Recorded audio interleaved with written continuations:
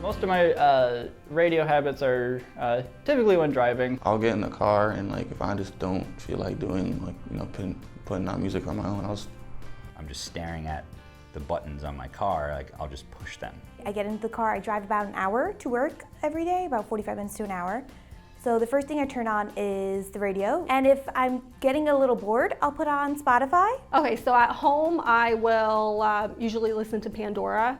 And then when I'm in the car, I usually listen to the radio just because it's a little different. I don't want to always be listening to something off of my phone. So I like listening to Alt 92.3. Usually start with 92.3, then Z100. I just go in the circle, so 103.5 is next. So whenever a commercial comes on, because no one likes those, I typically flip to Z100 next.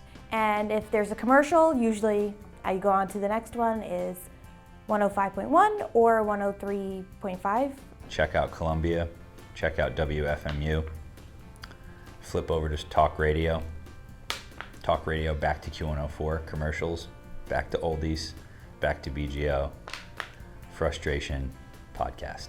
I think I rarely go from Spotify to back to radio. It's usually only the one way. Unless there's a Yankee game or something on, then I'll know to go back to the radio. Again, I don't really find myself listening to radio for music much anymore because of all the commercials that I just don't find it necessary. I'd rather just go to Spotify, type in a song that I've been thinking about and play it that way. I just listen to it for the talk show. Once they're off at 10, I don't really generally find myself going back to Z100 for any reason.